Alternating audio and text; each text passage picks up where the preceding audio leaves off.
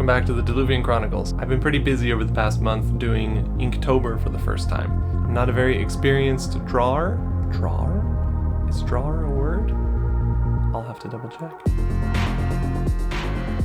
I'm not a very experienced artist, and especially not very experienced when it comes to the digital tablet, so this was my first year really putting myself to the test and doing something every day for a month. It was a lot of fun, and I learned a lot going through it. I think it's a great little test of yourself and a great motivation to get something done in your hobby. So without further ado, I hope you enjoy some of these shots, and I might add a little bit of commentary on some of them to explain what happened. Here you go. Alright, here we go. This is day one, my first attempt at drawing anything for Inktober. It started as a quick sketch just on my lunch break, and I decided to go back in and refine it on my computer. I think it turned out pretty well. It's my first time inking over anything as well. So just testing it out and seeing if I liked it and wanted to continue for the rest of the month.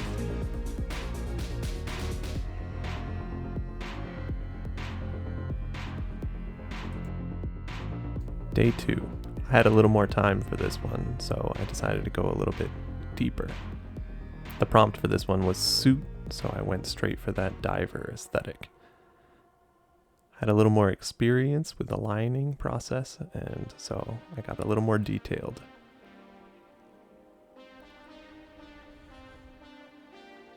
This one is also where I started practicing shading, and I think it turned out pretty good. So this is going to become a model. The next few days, I got deeper into the shading process and had a lot more time. But unfortunately, for both this one and this one, I forgot to hit time-lapse record. Oops.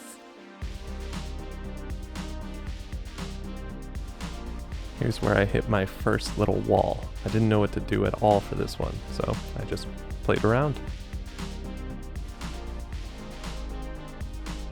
Not wanting to bog myself down, I decided to do something simple, and went back to my roots of just drawing swords and things. These ones I think are going to be really useful for concept art in the future, but for now, they were just fun little doodles. As you can see, I'm not going to go over all of my pieces in so much detail. This is more like a highlight reel and covering the things where I really learned something. This was the quickest one. I think I finished it in like 10 minutes. I didn't know what to do for sour. Eventually I got back into the swing of things and decided to try something new. I booted up and tested out the perspective ruler on Clip Studio Paint and tried to make a roof.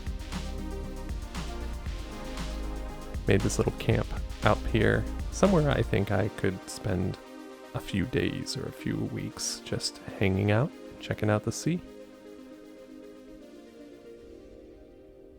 This is probably one of my favorites.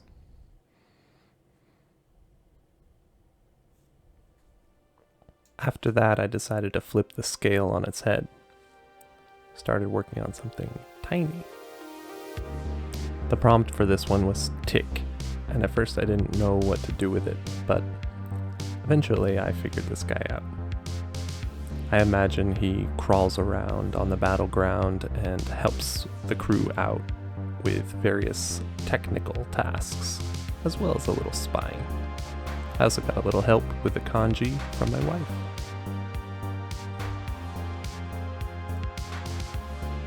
Next, I decided to dive into the Symmetry feature. The prompt for this one was helmet, and I thought it was the perfect opportunity to try it out. This is a bit heavier armor than I think most characters will be wearing, but I wanted to get in a nice mix of light and heavy aesthetics. Plus, the scratches help.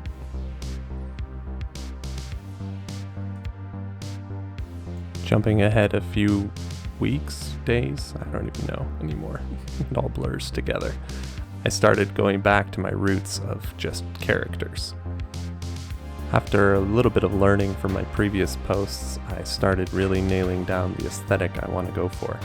Eventually this all has to get into a book and get printed, so I really like this just white and black shading. I think I'm going to stick to it most of the time from here on out. I also played around with the new armor. Time to jump back into the symmetry mode for this one, and a little bit of shading on top of that. This is a character that I've been thinking about for a long time. She takes on the role of a priestess in this world, and is constantly connected to something far bigger, which I'm not ready to reveal.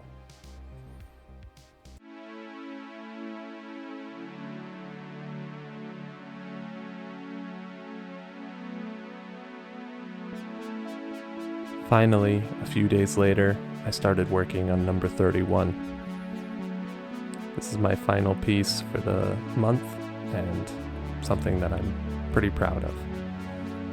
This one combines a lot of the techniques that I've learned over the weeks of practice. Things like symmetry mode, but also perspective, and the shading technique that I started to get into.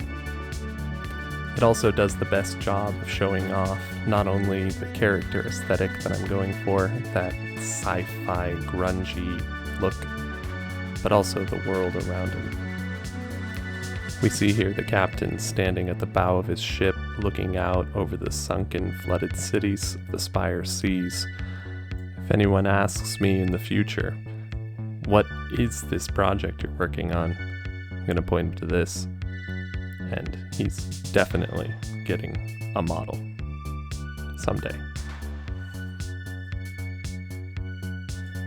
And there we are. There are a few of those that I'm pretty proud of, and a few of those that I'm less proud of.